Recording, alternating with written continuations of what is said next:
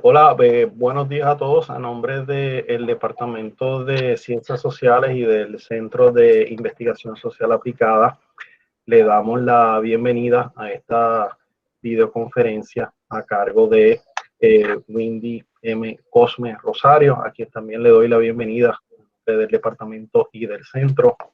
Eh, es para nosotros un placer tenerte aquí hoy para que compartas, ¿no?, tu conocimiento sobre el tema de que nos vas a hablar hoy, de museos, entre otras cosas. Así que gracias también al doctor Marcelo Luci por organizar esta videoconferencia. Así que sin más, le doy la bienvenida también a todo el público y a todos los compañeros y colegas que estén por ahí con nosotros hoy. Bienvenidos. Marcelo. Muchas gracias, doctora Nazagasti. Es una suerte que contemos con la profesora Windy Cosme para esta cuarta conferencia de nuestro ciclo Memoria e Historia. Digo es una suerte porque es una joven investigadora, pero que va con paso firme, preocupándose por o desde perspectivas diversas sobre el problema de la memoria. Windy Cosme hizo sus estudios de bachillerato en la Universidad de Puerto Rico en el recinto de Río Piedras, con una segunda concentración en estudios de Historia de América. Posteriormente hizo una maestría en gestión cultural por dicha universidad. Se trasladó a Granada, en España, para hacer otra maestría en museología. Desde este momento ya vemos su vocación por la problemática de cómo se presenta y representa el arte en sus distintas facetas en nuestra sociedad. Luego también tiene un posgrado en conservación inmaterial por la Universidad Nacional de Córdoba en Argentina, lo que nos marca una gran interdisciplinariedad de su formación, y en la actualidad es estudiante doctoral del programa graduado de Historia de la Universidad de Río Piedras en Historia Cultural, con una tesis acerca de la musealización de la historia y la memoria de los derechos humanos en el caso chileno. Windy Cosme, para realizar esta tesis, ha obtenido diversas becas, desde la propia beca de la Universidad de Puerto Rico para el eh, su desarrollo doctoral, pero también una beca de investigación de la Latin American Studies Association para realizar una estancia en Chile, donde, bueno, lamentablemente por la pandemia, nos podrá contar un poco más su experiencia, pero tuvo que trastocar sus planes. También ganó un concurso de tesis doctorales del propio Museo de la Memoria y Derechos Humanos de Chile, que le permitió realizar su primer viaje a Chile.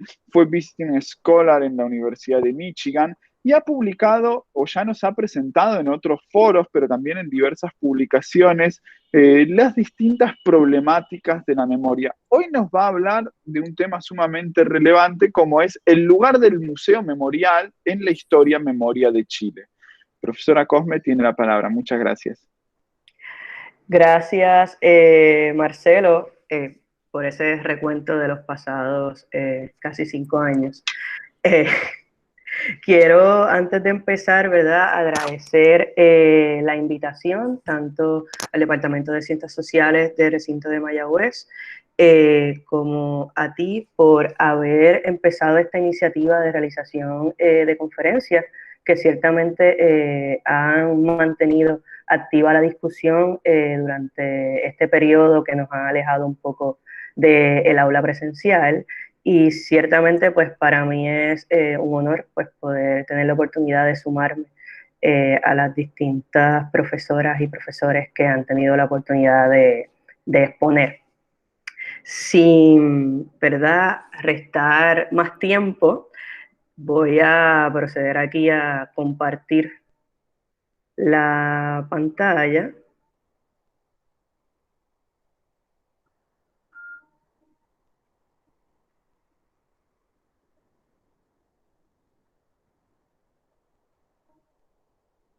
¿Me confirman, por favor, que pueden verla? Sí, se ve perfectamente. Ok, bueno, pues voy a pasar entonces a dar lectura a esta conferencia, la cual he titulado El lugar del Museo Memorial en la historia, memoria en Chile. Abro con esta cita. El pasado se nos ha escapado y la historia no es más que lo que los historiadores hacen de él cuando se ponen a trabajar, nos dice Kate Jenkins. El oficio de los historiadores es perseguir un rastro, una pista.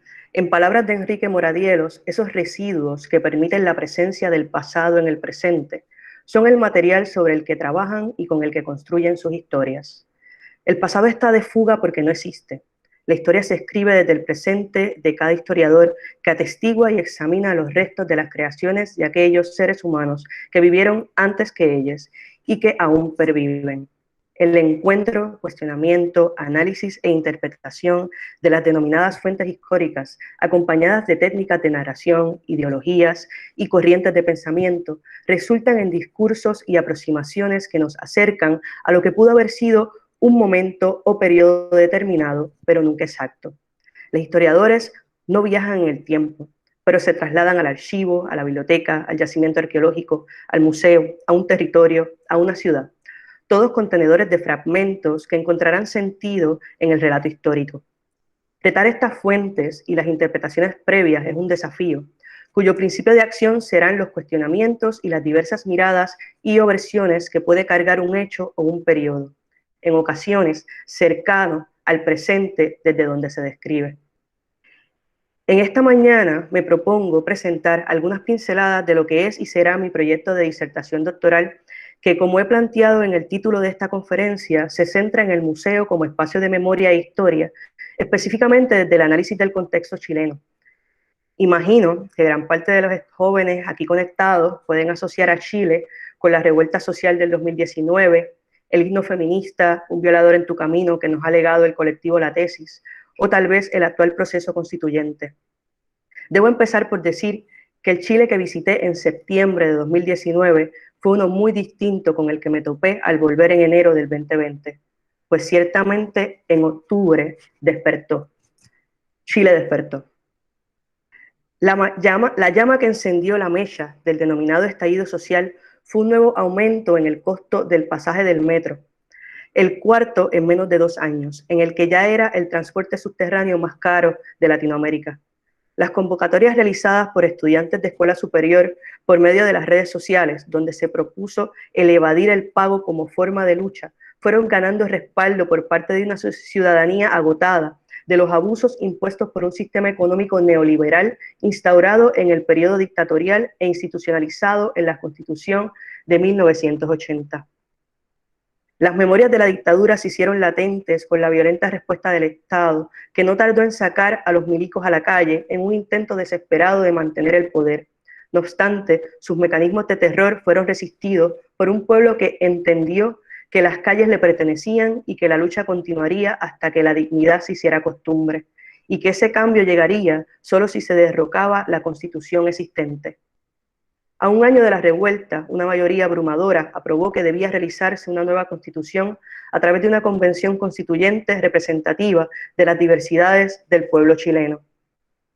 La redacción y ratificación de esta constitución podría ser entendida por algunos como la culminación del periodo postdictatorial, donde finalmente los ciudadanos de Chile caminen libremente por las alamedas y construyan una sociedad mejor, como lo expresó Salvador Allende el 11 de septiembre de 1973.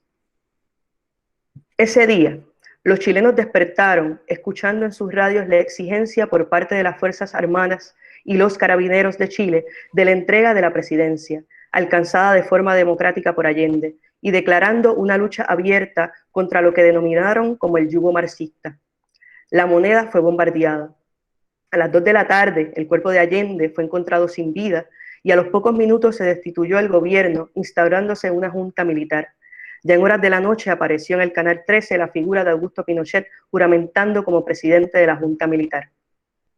El gobierno de la Unidad Popular recibió un golpe de Estado que dio inicio a una dictadura cívico-militar de 16 años, que se mantuvo en el poder por medio de la represión, la tortura y la desaparición. La violación de derechos humanos se convirtió en el mecanismo de control del recién instaurado régimen ejecutado por la Dirección de Inteligencia Nacional, la DINA, organismo centralizado con capacidad operativa militar que integró personal de las 3 ramas de las Fuerzas Armadas y Carabineros. Los militantes de los partidos que integraron la Unidad Popular, el Partido Socialista, el Partido Comunista, el Movimiento de Acción Popular Unitario, la Acción Popular Independiente, el Partido Socialdemócrata, la Izquierda Cristiana y el Partido Izquierda Radical fueron el foco de persecución de la DINA dentro y fuera de las fronteras chilenas. A un mes del golpe militar, ante la emergencia de las violaciones de derechos humanos, representantes de diversas denominaciones religiosas crearon el Comité de Cooperación por la Paz, el Comité Pro Paz, que durante 2 años prestó servicios económicos, jurídicos y técnicos y espirituales a quienes fueron víctimas de persecución política y sus familiares. Casi de forma paralela surgió el Comité de Ayuda a los Refugiados, que se encargó de arreglar la posibilidad de exilio de unas 5.000 personas. En 1975, por exigencia de Pinochet, se disolvió el Comité Pro Paz. Muchos de sus miembros acataron la decisión. No obstante, una fracción de la Iglesia Católica, liderada por el cardenal Raúl Silva Enríquez, creó la Vicaría de la Solidaridad, que además de continuar las labores del Comité Pro Paz, conformó un archivo de los detenidos y desaparecidos. A lo largo del régimen militar surgieron grupos y organizaciones como la Fundación de Ayuda Social de las Iglesias, el Servicio de Paz y Justicia, la Agrupación de Familiares de Detenidos Desaparecidos, la Comisión Chilena de Derechos Humanos, el Comité de Defensa de los Derechos del Pueblo, la Comisión Nacional contra la Tortura y el Movimiento contra la Tortura Sebastián Acevedo, entre otros. Surge entonces la oposición social a la dictadura que por años luchó por la visibilización de los abusos cometidos y resguardaron la memoria de las víctimas. Ya a finales de la década, Chile entró en un proceso de redacción de una nueva constitución que fue aprobada el 8 de agosto de 1980. Al mes siguiente se ratificó mediante plebiscito. Cabe destacar que en 1973, por decreto de ley, se quemaron los registros electorales y se desconoce la cantidad de población que participó de este plebiscito. La Constitución estableció que Pinochet continuaría en la presidencia por un nuevo término de 8 años, entre 1981 y 1989, y que un año antes de la finalización del término se llevarían a cabo un nuevo plebiscito que decidiría si éste continuaría en el cargo por 8 años adicionales. Si perdía el plebiscito, se realizarían elecciones abiertas. No obstante, de ser derrotado, Pinochet se mantendría como comandante en jefe del ejército y a su retiro ocuparía el cargo de senador vitalicio concedido por la Constitución por ser expresidente de la República. A partir de 1983, los partidos políticos, tanto de la oposición como la de la derecha, comenzaron a reorganizarse. Se funda ese año la Alianza Democrática, coalición opositora de centro-izquierda, y el Movimiento Democrático Popular, coalición opositora de izquierda. En mayo de 1983 se realizó la primera protesta en oposición al gobierno, que se multiplicaron por los próximos 3 años, reactivándose también la militancia de la sociedad civil. Esto impulsó la reanudación de acciones represivas y a su vez la discusión pública de los abusos de la dictadura. El 92% de los ciudadanos inscritos salió a votar en el plebiscito de 1988.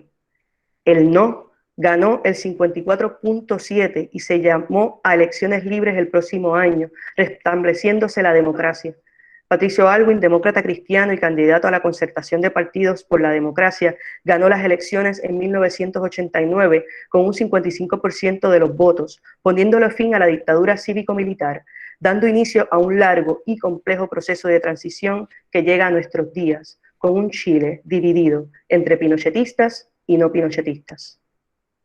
Al asumir la presidencia, Patricio Aylwin se dirigió al pueblo chileno desde un podio en el Estadio Nacional, lugar que fue el centro de detención más grande de Santiago, con la intención de conciliar al pueblo civil con el militar. No obstante, eran demasiadas las heridas abiertas, los cuerpos torturados, los desaparecidos y muertos. Bajo su gobierno se creó la Comisión de Verdad y Reconciliación, que se encargó de realizar un informe sobre las víctimas de la dictadura, conocido como el Informe Reti. La comisión investigó únicamente los casos de desaparición y muerte ocurridos en la dictadura. El informe presentó un total de 2.298 personas entre ejecutados y desaparecidos. Los primeros años de la democracia, los familiares de las víctimas recibieron indemnizaciones, pero no se realizaron juicios por violaciones de derechos humanos, pues además del rechazo de Pinochet al informe, desde 1978 en Chile había ley de amnistía. Como parte de la política de reparación propuesta por el informe Rettig, se inauguró el Memorial del Detenido Desaparecido y Ejecutado Político, ubicado en el Cementerio General de Santiago. Bajo el gobierno de Eduardo Frei, segundo presidente de la postdictadura, se construyó el Parque Memorial Villa Grimaldi, lugar que fue centro de detención de presos políticos. En el 2000, con la llegada de la presidencia del primer presidente socialista desde Salvador Allende, Ricardo Lagos, se desarrolló el programa No hay mañana sin ayer, que financió la construcción de 39 memoriales entre el 2004 y el 2006. Además, Lagos creó una nueva comisión de verdad conocida como Comisión Valech para investigar los casos de tortura y aprisionamiento político excluidos del informe Rettig. En el gobierno de Michelle Bachelet se investigaron los errores en el servicio médico a la hora de identificar restos de desaparecidos y se creó una nueva comisión de verdad conocida como Valech II, donde se sumaron 30 nuevos casos de víctimas por muerte o desaparición y 9.795 nuevos casos de tortura o prisión política. Durante el mandato de Bachelet se construyó el Museo de la Memoria y los Derechos Humanos. El 11 de enero de 2010, mientras la presidenta se dirigía al público en la inauguración del museo, dos jóvenes mapuche escalaron las torres de iluminación del escenario para reclamar justicia por los derechos de su pueblo y la excarcelación de presos políticos, levantando la acusación de que en Chile no se respetaban los derechos humanos. La gobernante respondió al acto asegurando que en la democracia se haría justicia. Esta acción, a mi entender, hizo evidente un secreto a voces en torno a las víctimas de la dictadura. Hasta el momento, solo se consideró a los militantes políticos. A este debate se suman las opiniones de los que hasta el día de hoy defienden las acciones de la dictadura y se oponen a la existencia de museos y espacios de memoria.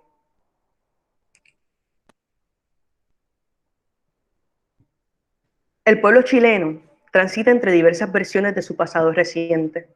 El intento de olvido por parte del Estado limitó la producción historiográfica acerca de las violaciones de derechos humanos durante los primeros años postdictatoriales, pero también lo hicieron las propias limitaciones planteadas desde la disciplina.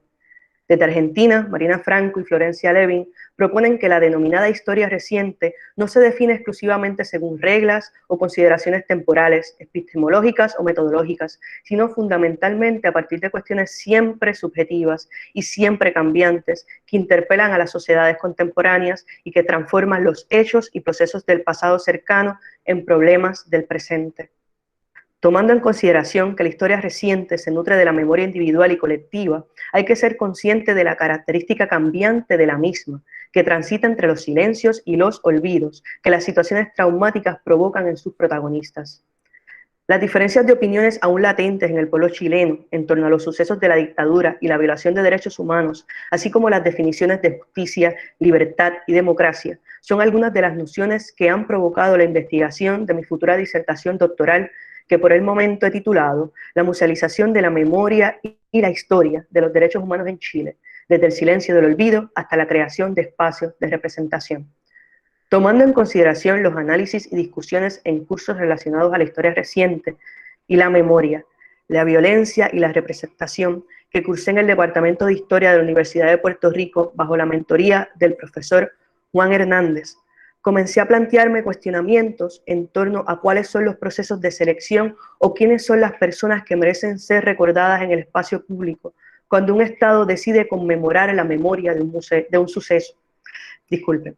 Teniendo en cuenta que el debate de Chile sobre su pasado, específicamente su pasado reciente, ha sido, en el mejor de los casos, problemático, especialmente en el contexto de la política, donde ni las historias ni los recuerdos de lo sucedido están de acuerdo, las preguntas van dirigidas a qué se quiere narrar, cómo y dónde. Como museóloga e historiadora, he decidido cuestionar el museo como espacio de narración histórica y de memoria.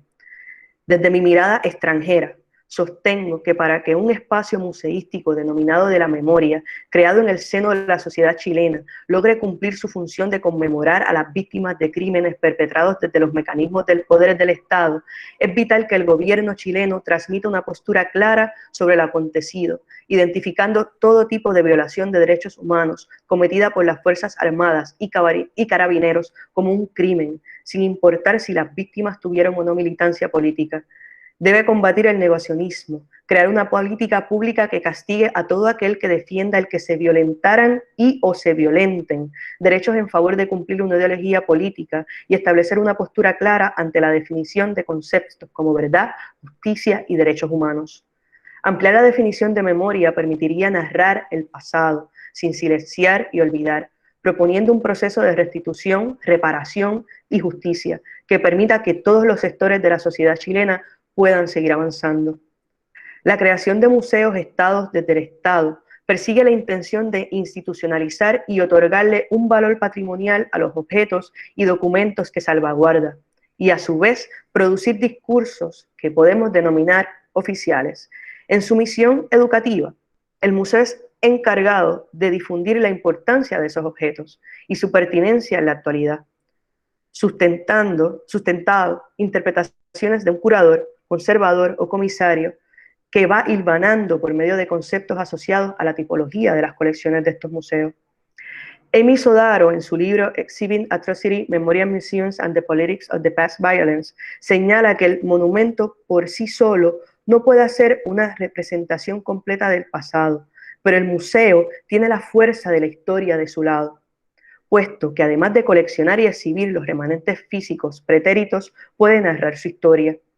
La historia es una práctica discursiva teórica que crea posicionamientos, es cambiante, problemática y se escribe generalmente imbricada sobre bases de poder que otorgan significados a partir de un espectro que se despliega desde los dominantes hasta los marginados. El Museo Memorial se presenta como un lugar para repensar la historia de una forma crítica y reflexiva, reconociendo que no existe una narración definitiva, sino más bien una pluralidad de ideologías que desde el presente evalúan un pasado que en ocasiones, con o sin intención, se intentó olvidar, potenciando un traspaso de poder y voz a quienes en un momento se insistió en callar.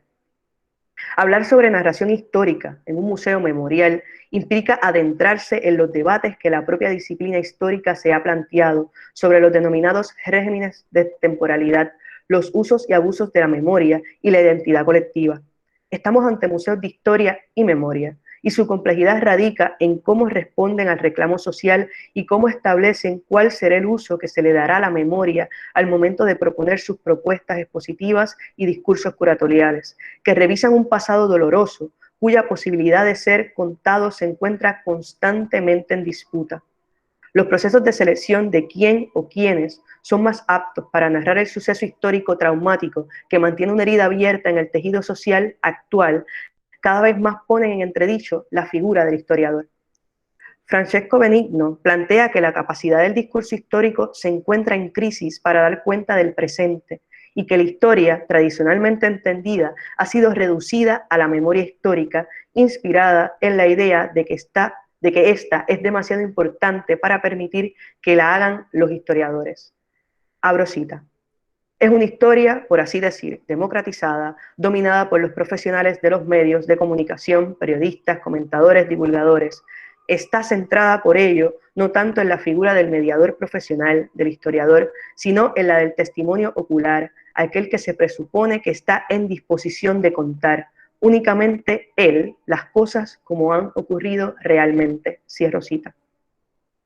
En su otro verso, haciendo referencia al caso español, señala que la ley de memoria histórica fue forjada por periodistas e identifica que se han invertido las jerarquías, estando la historia subordinada y al servicio de la memoria.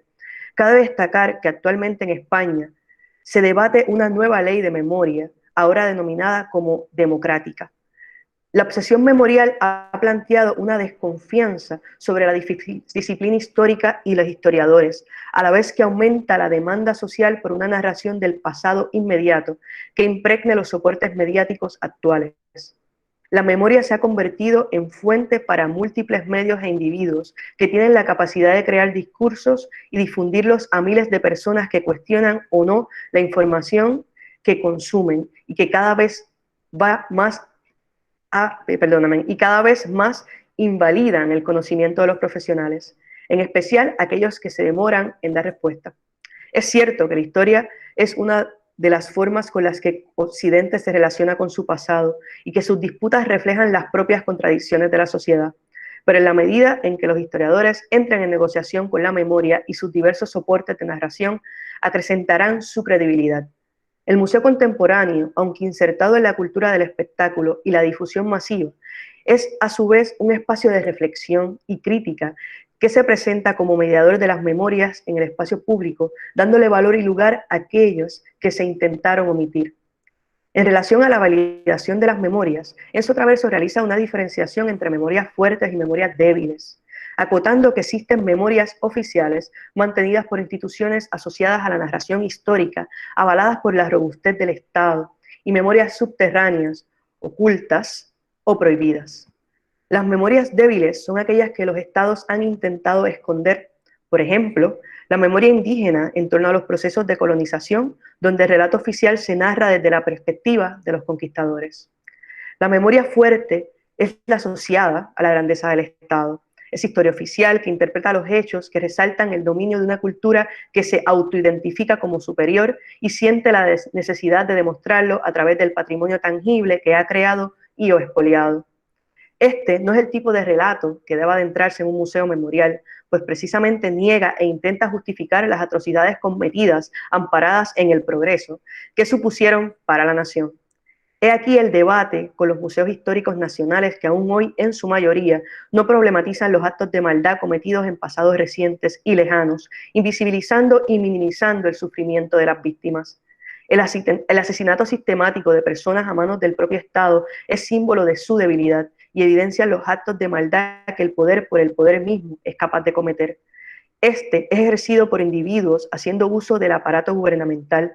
Por tanto, es imprescindible identificar estos sucesos e insertarlos en las historias oficiales, llamándolos por su nombre. Es deber del Estado admitir que la historia no siempre ha sido grandiosa, y solo reconociendo sus crímenes en los distintos periodos podrá realmente empezar a reparar. Este también es el espacio para que la historia recupere credibilidad. Traverso, a su vez, expone que una memoria débil puede fortalecerse, siendo ejemplo de esto la memoria judía del Holocausto, que hoy se postula como una memoria universal. La fortaleza de estas memorias llega una vez se logra una aceptación pública de las mismas.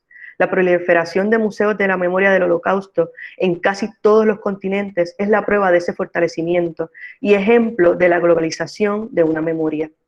El museo se hace eco del fortalecimiento de esa memoria porque se presenta como espacio de encuentro, donde los diferentes actores sociales, distanciados o no, generacionalmente del evento, comparten la posibilidad de ser testigos en un plano distinto, a través de los objetos y representaciones que evidencian el suceso terrorífico que tanto le costó verbalizar a quienes le tocó vivirlo.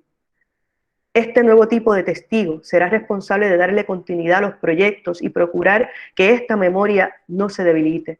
Traverso añade que las memorias fuertes establecen una relación privilegiada con la escritura de la historia. Esta memoria produce una necesidad de reflexión, análisis y reconocimiento, y es por esto que los historiadores profesionales pueden aportar una respuesta a ello. Las víctimas y sus familiares son quienes logran que estas memorias se fortalezcan. En mi entender, la intervención de los historiadores debe iniciarse desde que éstas son débiles, dejando de mirar con recelo esa memoria.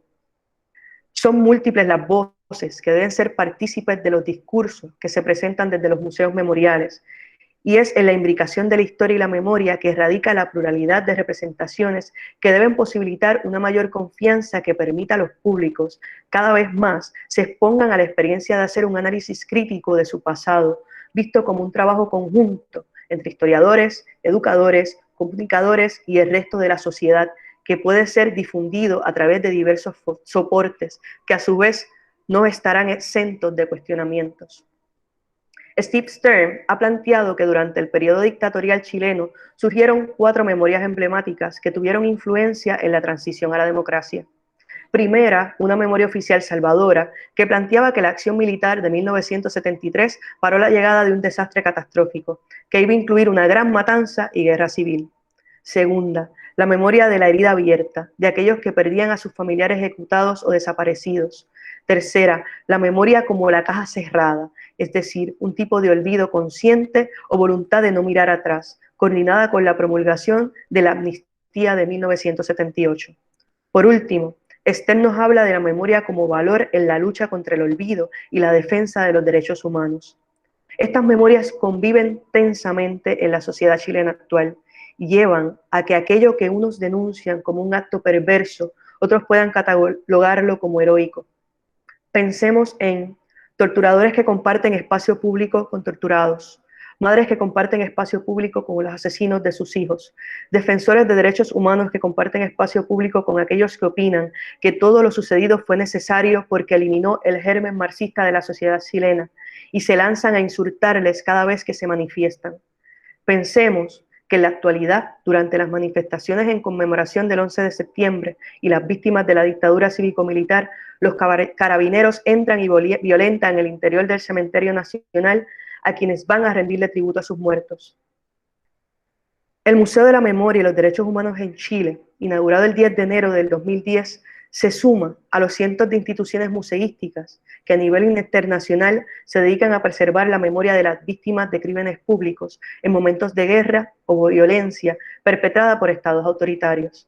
La creación de este tipo de museo en Chile se originó en las recomendaciones del informe Rettig, en las políticas que impulsaron la construcción de memoriales del gobierno del presidente Ricardo Lagos y en la decisión de la presidenta Michelle Bachelet de dar respuesta a las demandas de las organizaciones de familiares y de organismos de defensa de los derechos humanos. Desde el museo se realiza un importante esfuerzo por desarrollar propuestas educativas y artísticas que evidencian la violación de derechos humanos, siendo conscientes en difundir desde diversos foros la importancia de que actos de este tipo de violencia nunca más vuelvan a suceder. A su vez, se presenta como espacio de investigación, haciendo disponible su acervo documental y objetual y audiovisual, cumpliendo con el objetivo de democratizar el acceso a la información. No obstante, la herramienta educativa más importante de un museo es su exposición permanente y su discurso curatorial, que no debe limitarse a exponer objetos y documentos, sino establecer una postura clara, que aunque abierta a interpretaciones, narre la memoria de los derechos humanos en Chile. En su discurso inaugural, la presidenta Michelle Bachelet recalcó que este museo era una señal de un país unido y de un compromiso de que no se volvería a repetir la tragedia acontecida, producto de la extrema ideologización que afectó las bases mínimas de convivencia que requiere toda sociedad. Esta unión se puso en duda el día de su inauguración con el reclamo mapuche, población excluida en aquel momento de entre las víctimas de violaciones de derechos humanos que eran representadas en el museo, sumado a los debates y la clara oposición de ciertos grupos a la existencia de esta institución que llegan hasta el día de hoy. Me resultó intrigante la propuesta del presidente Sebastián Piñera para la creación de un museo de la democracia de Chile. Me pregunto cuán inclusivos y críticos serían en su discurso curatorial al narrar los procesos del periodo dictatorial y postdictatorial. Me parece evidente que el Estado chileno busca legitimar su historia en instituciones museísticas, pero en vez de hacerlo de forma unificada la fragmenta. Tal vez esta es su forma de reconciliarse con todos los sectores, o sea, quedar bien con todo el mundo. A mi entender, esto pone en evidencia los desacuerdos entre historias y memorias que batallan en el país. Quiero destacar la polémica que destacó una exhibición organizada en el 2018 por el Museo de Historia Nacional con el propósito de conmemorar el bicentenario de la proclamación y firma del Acta de Independencia de Chile. Esta exhibición formaba parte de una trilogía de exposiciones temporales alusivas al identitario ilustrado que hizo eco en los colonizados de las Américas luego de la Revolución Francesa, Liberté, Fraternité y Legalité.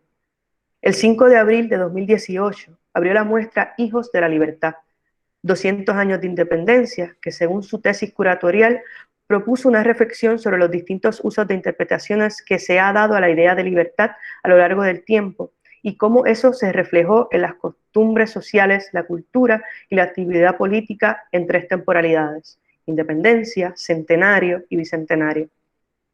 Como destacó el entonces director del museo, Pablo Andrade, el concepto de libertad posee diversas vertientes, las que muchas veces son contrapuestas e incluso antagónicas, y como por otro lado la cultura material vinculada a estos idearios se expresa a través de soportes conmemorativos, simbólicos que buscan hacer perdurar la memoria. Cierro cita. El jefe del Departamento de Colecciones, Luis Alegría, acotó que la descripción de la exposición, que desde 1810 no hay actor en el ámbito de lo público que no hable de libertad, interpretándola cada uno a su manera. Para dar paso a la representación de esa pluralidad de interpretaciones, la exposición, como parte de sus recursos museográficos, incluyó una serie de paneles con frases alusivas a la libertad y fotos de quienes las pronunciaron. Michelle Bachelet, Patricio Aylwin, Salvador Allende, Pablo Neruda y Gabriela Mistral formaron parte de la selección de figuras citadas, junto al dictador Augusto Pinochet, y la frase: la gesta del 11 de septiembre incorporó a Chile en la heroica lucha contra la dictadura marxista de los pueblos amantes de su libertad. Ciertamente, un desacertado y manipulativo uso de conceptos por parte de quien impuso una dictadura militar de más de 16 años, derrocando un gobierno elegido de forma democrática y dejando una estela de 3.200 personas asesinadas y más de 28.000 torturadas. La exposición fue cancelada y el director del museo terminó siendo despedido. No obstante, la muestra se presentó por más de un mes. Si las organizaciones de derechos humanos no se hubiesen unido en protesta, es probable que se mantuviera durante el periodo preestablecido por el museo. A su despido, Pablo Andrade, quien ha sido defendido por una veintena de organizaciones culturales, en su mayoría de protección patrimonial, y más de un centenar de profesionales de distintos campos, incluso historiadores, declaró luego de su renuncia, cito: en ningún caso la muestra Hijos de la Libertad ha pretendido elevar a la dictadura cívico-militar a la categoría de gesta libertaria. La exposición, en su relato compuesto de diversos elementos narrativos, cada uno de los cuales participa de un guión cuya finalidad es contraponer discursos y conceptos sobre la libertad, a veces altamente discutibles, que han permeado nuestra memoria histórica. El cierre de la muestra ha privado a nuestra sociedad una vez más de la oportunidad para entablar un debate abierto y racional sobre su pasado. Es grave y tristemente paradójico que se censure una presentación histórica sobre el concepto de libertad y solo se entrega a la opinión pública un relato sesgado, construido a partir de un fragmento mínimo de la exposición. Cierro cita. Estas controversias reflejan cómo las instituciones oficiales encargadas de representar el pasado nacional, ya sea bajo el nombre de historia o memoria, se permiten unos silencios. Silencios que en vez de unir separan cada vez más al pueblo chileno. Hay una historia chilena que su Museo Nacional no se atreve a contar y hay un choque de memorias que el Museo de la Memoria no se permite representar. Esa es la dicotomía que me propongo investigar durante los próximos años, a la luz de un proceso de transformación social generado por un pasado que insiste en irrumpir en el presente. Muchas gracias. Muchas gracias, Windy Cosme. Una excelente y sugerente presentación que nos habilita a un abanico de posibilidades para adentrarnos desde el meollo de lo que eran este ciclo de conferencias, que es ese diálogo constante entre historia y memoria, hasta la particularidad del caso chileno con todas estas memorias emblemáticas que nos comentabas, ejemplificadas por Stern, hasta las problemáticas de esta última exposición, Hijos de la Libertad, o también cuál es ese lugar de este tipo de exposiciones o de centros o de lugares memoriales o de museos memoriales, por intentar utilizar todas las tipologías, en la construcción de discursos historiográficos, pero también en la conformación de espacios de representación de la memoria. En verdad, muchas gracias y abro a la palabra al público general, que les agradecemos su presencia, para que puedan hacer sus comentarios, sugerencias, preguntas a la profesora Windy Cosme.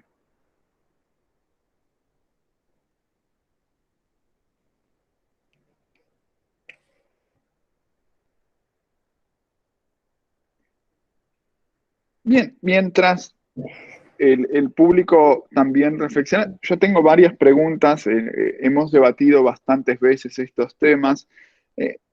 Hay una pregunta que me parece nodal, que sería, ¿qué es o incluso qué debería ser desde tu opinión como historiadora, como persona preocupada por los temas de la memoria, pero también como museóloga y gestora cultural, ¿qué es y qué debería ser un museo memorial?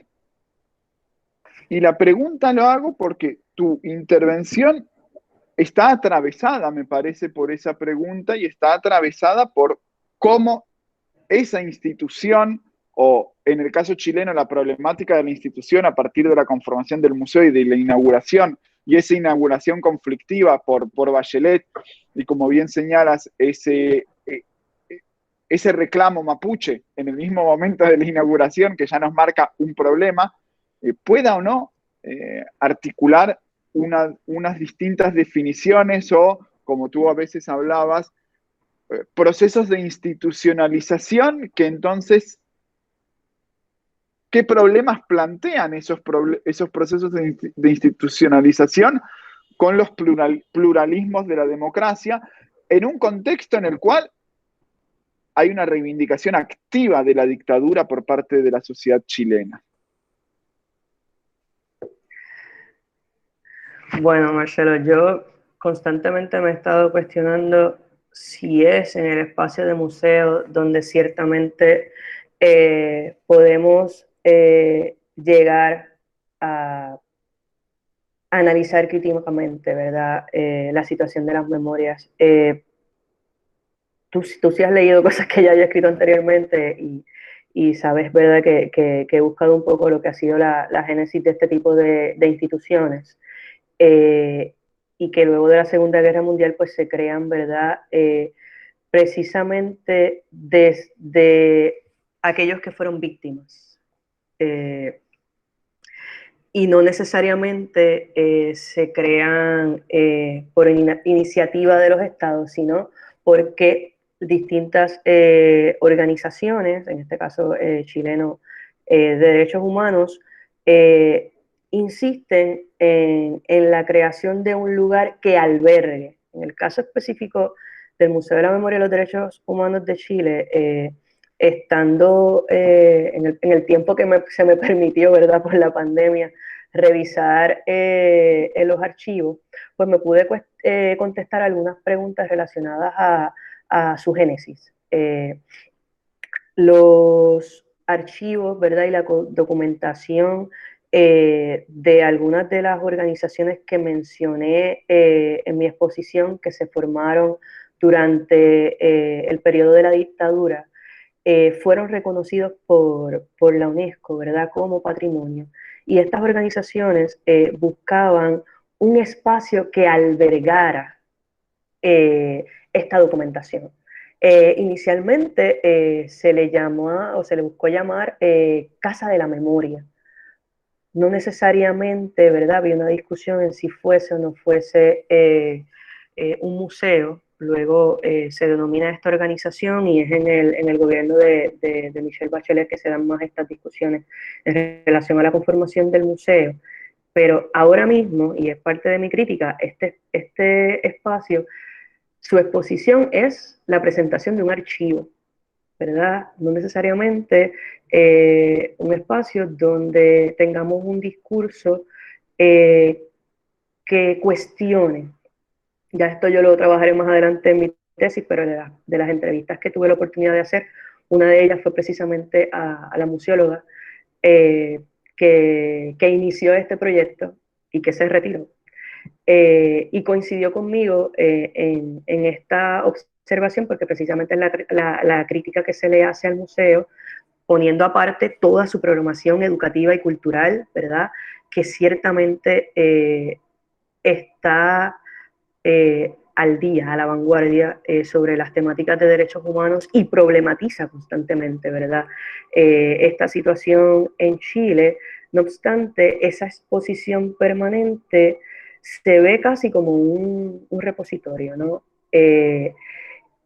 Y conversando, ¿verdad? Y observando lo que se muestra y viendo también entrevistas que se les realizaron a personas que iniciaron esto, el propósito era mostrar y que se estableciera cada persona, ¿verdad?, que lo visitara, pues tuviese la construcción de su propio relato. Esas personas ya vienen con su memoria.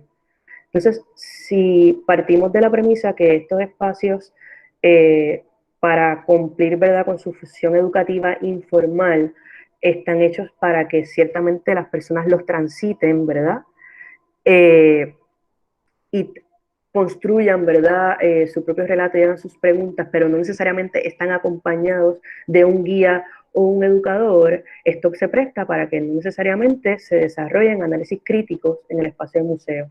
¿Por qué digo todo esto? Porque me he estado cuestionando si a lo mejor lo que se necesita en vez de espacios museos memoriales sean centros de interpretación que no necesariamente requieren de una colección, pero sí pueden desarrollar una programación educativa a distintos niveles donde se trabajen, ¿verdad?, con distintos sectores de la población estas discusiones. Y una de las cosas, ¿verdad?, que planteo en mi trabajo es que sí desde el Estado, no necesariamente el museo tiene que surgir desde el Estado, pero sí desde el Estado debe surgir una política donde se indique qué se debe hablar, ¿verdad? ¿Qué es correcto mencionar? ¿Cuáles son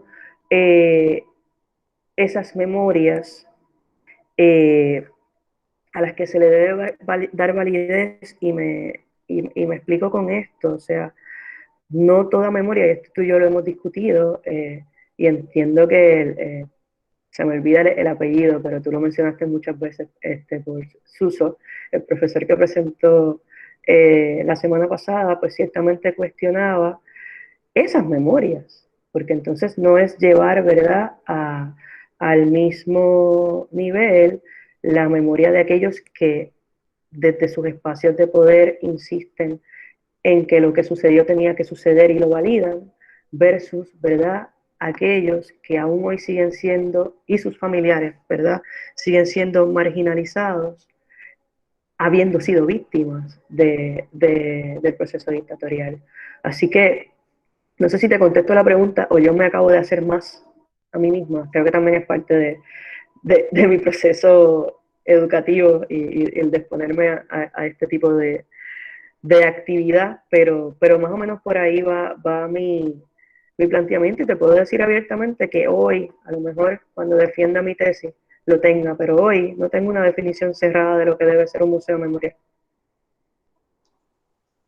Te agradezco, iba un poco por ahí, me parece sumamente interesante, sobre todo que tengas una propuesta sobre cómo podría ser, además desde tu vertiente también de algo que te gusta, porque se me olvidó presentarlo al inicio de la conferencia. La profesora Wendy Cosme además es ahora mismo quien lleva uno de los principales proyectos del Museo de Arte Contemporáneo de Puerto Rico, MAC en el Barrio.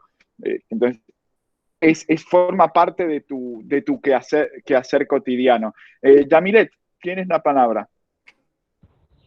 Hola, profesor Marcelo Lucy. Hola, nuestra invitada Wendy. Soy estudiante, ¿verdad?, de la clase de Historia de España del profesor, y bueno, hice un intercambio a Chile de enero a agosto, estuve por allá. He visitado anteriormente a Chile en el 2014 y creo que tu resumen de la historia de Chile fue súper precisa. Se me pararon los pelos porque ya en especial, ¿verdad?, tuve la oportunidad de hablar con personas que me contaron también su relato, su experiencia, y es algo que a mí siempre me interesó mucho, a pesar de que historia no es, ¿verdad?, mi área de concentración, y que debido pues al coronavirus no pude grabarle las historias que me contaron, pero quería, ¿verdad?, agradecerle por interesarse en la historia de Chile y por contarla de esta manera que la estás contando. Gracias. Muchas gracias, Yamile, por tus palabras. Yo, ¿verdad? Aparte de visitar los archivos y hacer las entrevistas oficiales que el SIPCHI me permitió, y eso es otro tema de chiste interno de estudiante graduado, me di a la tarea, ciertamente, de conversar. Me montaba en un Uber y caldeaba un poco el cómo iba, o manejaba un poco el cómo iba a llevarse la conversación, viendo sus reacciones al estado actual, ¿no? En aquel momento, ¿verdad? Sus reacciones a lo relacionado al estallido. Y de ahí, pues, seguía, ¿verdad? Conversando y llegaba a sus visiones, sus memorias relacionadas al periodo dictatorial. Y para mí fue un proceso rico, pero también fue un proceso que iba a veces del enojo, a veces de la decepción y a veces del yo verme en situación de guardar silencio, ¿verdad? Porque pues era mejor de esa forma y continuar el escucha, aunque no estuviese, ¿verdad?, de acuerdo con lo que me estaban planteando. Así que me alegra mucho que aunque no las pudiste grabar, pues te diste tú también a la tarea de conversar, que yo creo que es lo más importante que debemos hacer cuando tenemos esas oportunidades de movernos a hacer estudios fuera de la universidad que originalmente nos acoge. Muchas gracias, Yamilet. Gracias, Windy. Más comentarios, preguntas, inquietudes que haya suscitado la presentación de la profesora Windy Cosme. Marcelo. Sí, José. Primero que nada, gracias, Windy, por compartir tu presentación con nosotros hoy. Te cuento, ya que lo mencionaste cuando citaba a Enzo Traverso y los museos memoriales del Holocausto, que yo tuve la oportunidad de visitar el Museo Memorial del Holocausto en Washington, D.C., en los años 90, cuando esto lo abrieron o lo dedicaron, me parece que en el 93. Y estuve por allí, nada, cuando apenas hacía poco que lo habían abierto. Y es un museo impresionante, por lo menos cuando yo lo vi en términos de todas las cosas que se presentan allí, ¿no? Y que vivieron los judíos durante la Segunda Guerra Mundial.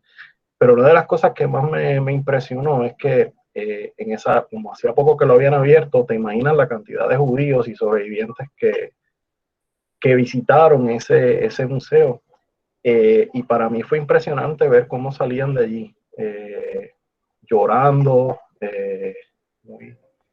muy consternados, ¿no? Para muchos era, y te lo digo porque me recuerdo del concepto de Toni Morrison, no sé si lo conoces, ¿no? De la rememoria. Toni Morrison, esta novelista, ¿no? Habla.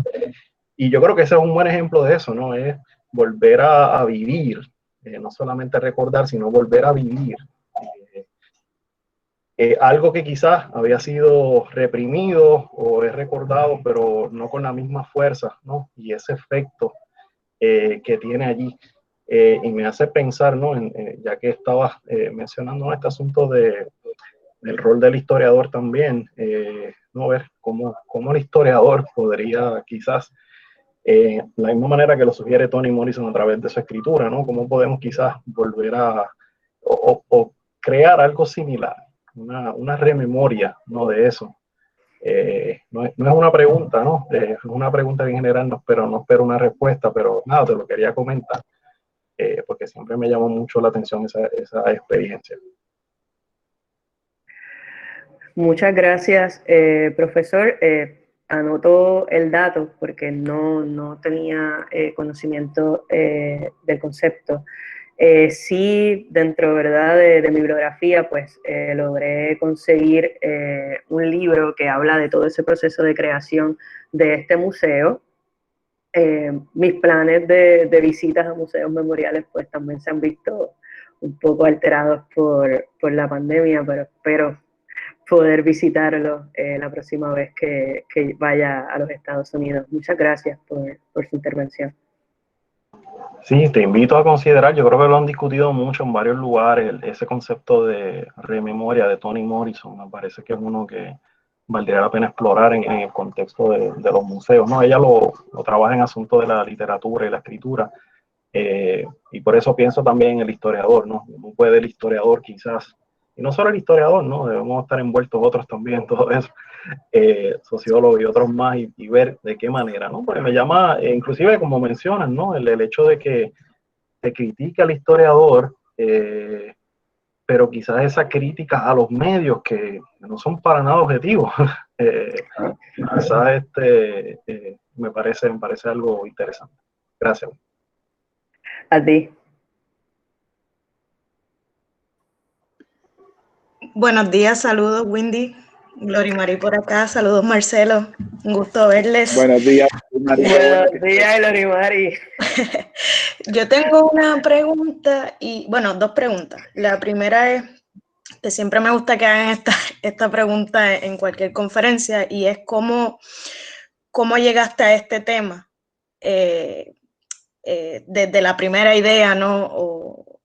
Y segundo, conociendo un poco tu trabajo, ¿cómo puedes describir ese proceso antes de visitar, de tener esta beca e ir a Chile y visitar el museo y hacer este trabajo? ¿Cómo tú diferencias ese proceso antes en cuanto a definir el tema, ir leyendo esta bibliografía y cuál es el cambio después entonces al visitar el museo y tener esta experiencia de investigación? No sé si podrías hablar un poco de ese proceso, de tu proceso como investigadora. Muchas gracias, Glory, por esa pregunta. Pues mira, yo cuando entré al programa doctoral de la UPR, sí tenía claro que quería trabajar temas de historia cultural y quería trabajar historia y museo. Muy temprano, yo creo que las primeras semanas, con una conversación que tuve con una de mis profesoras de Granada, María Luisa Bellido, sobre la posibilidad de escribir de la historia de los museos en Puerto Rico, justo me indicó que había un estudiante en Granada haciendo una tesis en ese tema. Y entonces, pues yo dije, bueno, lo tengo aquí stand-by, pero vamos a ver qué se da. Y en ese primer semestre, por recomendación de uno de nuestros compañeros, José Aponte, me matriculé en el curso de Historia Reciente y Memoria con nuestro profesor Juan Hernández. Y es en esta clase, ¿verdad? Preparándome sobre cuál iba a ser mi tema para el ensayo final, porque Juan nos deja ser bastante libres en esto, pues había leído algunos textos que estaban relacionados a la interpretación de las memorias desde la fotografía, había buscado un poco más de información de la representación memorial desde las artes, y buscando bibliografía, de momento me topo con un texto donde se discutía en Argentina, básicamente era un relato, donde hubo una manifestación el mismo día que las Madres de la Plaza de Mayo celebraban el que se fuese, hubiese la posibilidad de hacer un espacio de museo, había otra organización que estaba en contra. Entonces eso me llamó la atención. Yo primero estaba pensando en lugares de memoria, pero ver la palabra museo es lo que me atrae, y me pongo a buscar información. Me topo entonces haciendo el trabajo con el Museo de la Memoria y los Derechos Humanos en Chile, y el debate, básicamente el reclamo, ¿verdad?, que se hace, y fui como que atando un poco como parte del ejercicio de clase, de ir definiendo historia y memoria, y lo fui entrelazando un poco, ¿verdad?, con las distintas formas de ser representada. En aquel momento di ejemplos de arte por unas instalaciones de Alfredo Yar, pero también, ¿verdad?, el espacio de museo. Ya a partir de ahí, pues decidí que Juan iba a ser mi director de tesis y empecé a tomar cursos todos los semestres con él, inclusive un curso individualizado donde fui trabajando mi propuesta, y en la clase de historia y memoria, después de la Segunda Guerra Mundial, que tuve la oportunidad de tomar con el profesor Carlos Pavón, ahí tuve, ¿verdad?, una visión un poco más amplia desde dónde se venían trabajando estas temáticas, y el trabajo que hice lo dirigí precisamente a hacer un recuento histórico del Museo Memorial. Y pues básicamente iba como que en cada una de las clases en donde podía trabajar mi tema, lo hacía. Lo mismo con la clase de representaciones de la violencia que tomé con la profesora Mayra Rosario, pues trabajé entonces en la representación de la violencia de Estado, en un paper que presenté en LASA y que hoy es un artículo que publicó Visión Doble, pero pues como te voy narrando ese proceso de lo que quiero hacer y cómo se va a hacer, se da desde Puerto Rico, se da desde el análisis bibliográfico, tal vez lo que podía encontrar en las redes. Debo decir que en los pasados años, y obviamente debido a la cuestión pandémica, el acceso a archivos digitalizados y a libros digitalizados es mayor, que es lo que me va a permitir ciertamente terminar. Ahora, tenía esta idea de lo que podía hacer. Y esto es una exhortación a todos los estudiantes que están aquí y que decidan hacer estudios graduados eventualmente. Mi proceso de investigación se enriqueció en la medida que yo pude exponer mi trabajo, desde en espacios de pequeños congresos de organizaciones estudiantiles en la UPR hasta participar en LASA. Y recuerdo que mi gancho para llegar a Chile se da en un congreso en Austin que no tenía absolutamente nada que ver con la temática de mi tesis, porque estaba un poquito ya saturada de leer en relación a tortura, etcétera, y vi como que una vía de escape en un congreso relacionado a el performance y otras prácticas culturales, y ahí me topé con una compañera chilena que precisamente estaba trabajando el performance, pero desde la protesta en Chile, y fue ella mi primer contacto, ¿verdad? Y a quien le agradezco que fue parte de quienes revisaron mi propuesta para que se me diera, o sea, la propuesta antes de que yo la enviara al Museo de la Memoria para que se me diera esa oportunidad. Y justo yo voy por primera vez a Chile en septiembre. Ella me da espacio para que yo presente el 11 de septiembre en la Universidad Católica, universidad donde no se tocaban estas temáticas hace menos de 8 años atrás. Y ese día, en el medio del periódico, del rotativo más importante, había una noticia, ¿verdad? Un comentario donde indicaban que Pinochet había salvado a Chile de convertirse en lo que se estaba convirtiendo Brasil en aquel momento. O sea que ese día, ¿verdad?, de conmemoración, para mí fue un choque el ver esas memorias encontradas. También la oportunidad de participar de las manifestaciones, de hablar a quienes yo he denominado los trabajadores de la memoria, con quienes he estado realizando entrevistas, hablar con el ciudadano de a pie, con los estudiantes, me enseñó Chile. Porque una cosa es nosotros hacer estudios y análisis académicos desde nuestros espacios de biblioteca, desde nuestros espacios safe, ¿verdad?, que nos provee la universidad, y otra es verdaderamente tener la oportunidad de conocer el país y no verlo como un objeto de estudio, sino verlo, ¿verdad?, como personas, como ciudadanos que comparten y que batallan unas realidades específicas. Así que lo que te puedo comentar es que mi, mi trabajo, ¿verdad? Y lo que me propongo hacer como disertación doctoral va a estar directamente influenciada, ¿verdad? Por estas nuevas experiencias y sobre todo, que es ahora a lo que me dirijo, sobre una bibliografía, ¿verdad? Que tome más en consideración lo que se escribe desde Chile, lo que se escribe desde el Cono Sur, que no necesariamente lo que escribimos desde la academia acá en Estados Unidos. Y bueno, y sabes por qué te hago el comentario. Pero sí, yo soy una persona distinta de 2020 para acá y no necesariamente por la pandemia, sino por la experiencia que tuve de vivir en Santiago. Si contesté tu pregunta, Glory.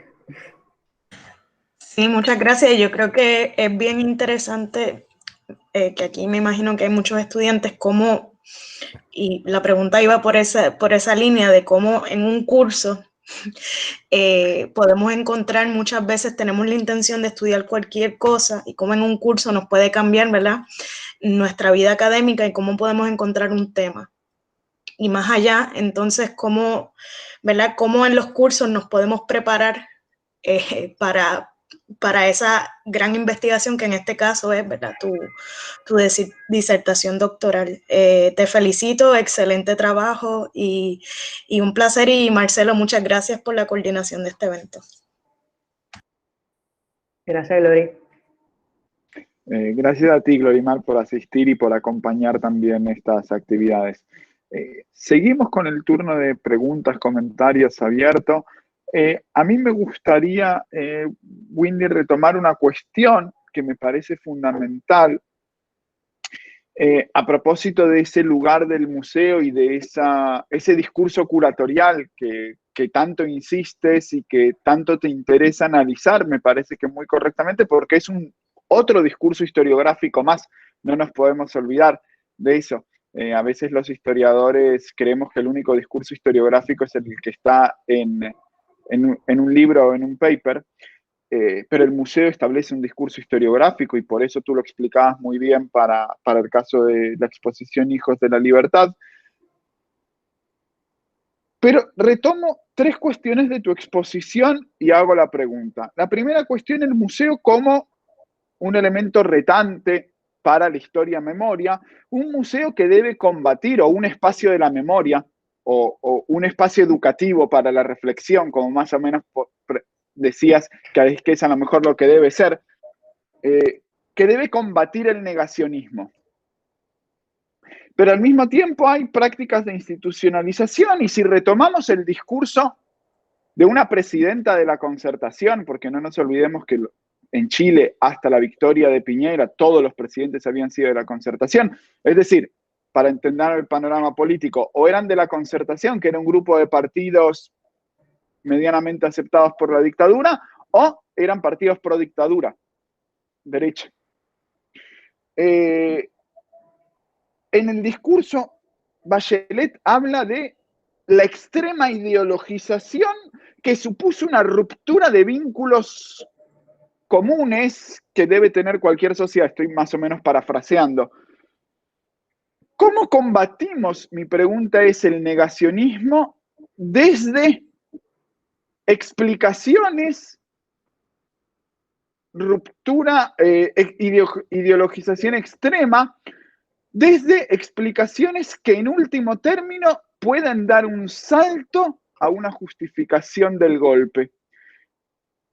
Los historiadores tenemos una frase que decimos mucho: esto explica pero no justifica. Contextualizamos, nosotros contextualizamos pero no se justifica. Cuando uno contextualiza con determinadas frases ideologización extrema, el salto interpretativo a eso es lo que precursó el golpe, porque no hay ninguna frase en los que tú nos has narrado de Bachelet, no recuerdo el discurso, por eso lo digo, que diga, no, claramente el golpe está porque hubo unos señores que quisieron dar un golpe. ¿Cómo hacemos? ¿Cómo combatimos ese negacionismo que me parece sumamente necesario e interesante que tú estás planteando con estos discursos? ¿Qué lugar ocupan, si quieren, por retomar la pregunta de Glorimari, en tu caso, qué lugar ocupa el académico, si quieres decirlo así, ciudadano, si quieres decirlo así, el activista político de cara a estas cuestiones de la memoria en la conformación de esos discursos? Bueno, primero, Bachelet tiene un perfil interesante, ¿verdad? Porque ella pues se crió con militares, o sea, se crió entre su padre, fue militar, es víctima de la dictadura militar, ¿verdad? Pero de cierta forma hay, yo veo, ¿verdad? Y esto es acá muy de mi parte, hay como una necesidad de no acusar en demasía al ejército, ¿verdad? Las Fuerzas Armadas desde su parte, ¿no? Es un personaje interesante que se podría mirar luego. La gran crítica, una de las grandes críticas que se le hace al Museo de la Memoria, y ya luego en un trabajo que hice hace unos años cuando inicialmente reaccioné a la exhibición de Hijos de la Libertad, una de las cosas que yo identifiqué era que precisamente el Museo de Historia Nacional termina su recorrido con el bombardeo de la moneda. Ahí termina. Y el museo, y muy poco, o sea, cuando tuve la oportunidad de ir a ver la sala, básicamente las personas, y hago análisis de sala, o sea, ya yo no veo el museo cuando veo el resto de la gente, sino que me paro a ver a la gente, lo que hace en el museo.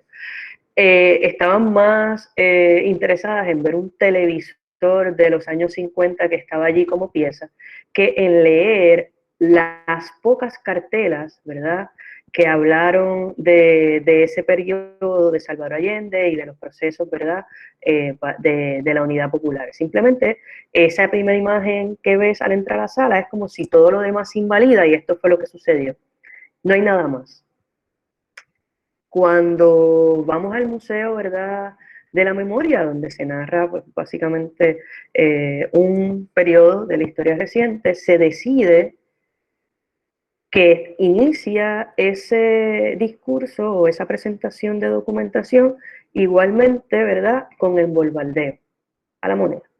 Y se ha criticado el que no se hable, ¿verdad?, del periodo democrático anterior al golpe y de los espacios que pude identificar, y esto ya quiero ampliarlo luego en la tesis. El Estadio Nacional tiene unas zonas que podemos identificar como musealizadas, tal vez, o como yo lo estoy viendo como un museo de sitio, y es donde único realmente yo vi una presentación de este periodo. Una de las cosas que ciertamente se debe cuestionar es el porqué de estos silencios, ¿verdad?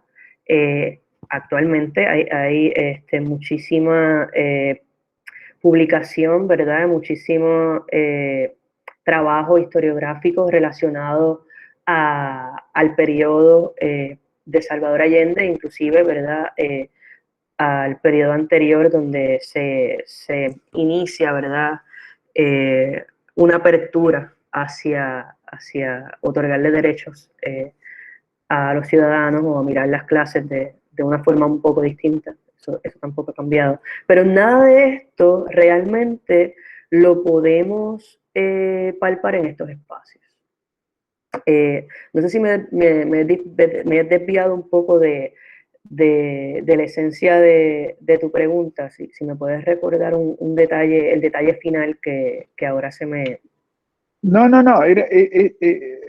ha sido bien a cómo poder combatir ese negacionismo, que era un poco que era un poco el meollo de la pregunta, cómo, si ese, partiendo de la base, si tiene que ser una premisa, y ese sería un primer debate, creo que desde una postura democrática debería serlo, entonces, bueno, sí, ¿cómo combatirlo? Yo creo que debemos estar muy, muy, muy atentos a lo que va a ser este proceso constituyente, a esas 55 personas que se van a seleccionar y que van a ser representativas de la diversidad chilena, y estar pendiente finalmente que entra, ¿verdad? Y cuáles son las modificaciones que se le van a hacer a esa constitución y si se deja por completo de lado lo establecido en el 80, uno. Y dos, y yo lo menciono en lo que escribí, o sea, hay que desarrollar algún tipo de política pública, y eso no lo hace el museo, ¿verdad? En relación a lo que se puede decir sobre este periodo, y en el caso de Chile es que tenemos personas que ostentan cargos en el gobierno que tuvieron relación directa, o sea, no solamente que sean simpatizantes por memorias adquiridas, sino que guardan relación directa con el periodo dictatorial. Y que abiertamente, ¿verdad? Han hecho expresiones, cada vez se tapan un poquito más y desde el estallido social pues hay quienes se conmiden un poco, pero está, ¿verdad? Esta insistencia en defender la validez de esas memorias. Tuve la oportunidad de leer cartas, me recuerdo que estaba en el archivo del museo y en un momento me detuve a preguntar si lo que yo estaba leyendo era una sátira o era una carta realmente. En la forma, ¿verdad?, en la que se justificaba en los periódicos el que se diera ese periodo, ¿verdad? Y estamos hablando que fueron documentos que yo leí ya que tenían 10 años luego de pasada, de iniciada el proceso de transición. Por eso es que también menciono que tal vez, ¿verdad? Una vez se ratifique la Constitución, pues podríamos hablar de un fin de ese periodo postdictatorial y que se empieza a gestar otro tipo de política pública relacionada a las memorias en Chile. Muchas gracias, Windy. ¿Alguna cuestión más, pregunta, comentario, aclaración que deseen de la profesora Windy Cosme?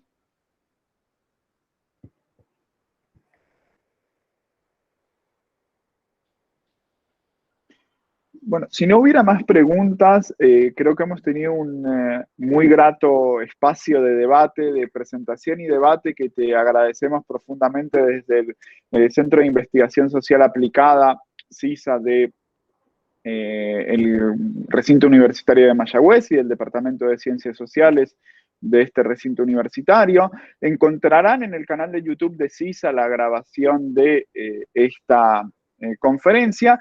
Y les invito el semestre que viene ya, pero a la última de las conferencias, que va a ser un conversatorio entre el doctor Carlos Pavón y Enzo Traverso, justamente que hoy nos hablaba Windy, acerca del problema de memoria e historia que tendrá lugar, estamos definiendo la fecha, en la última quincena de septiembre.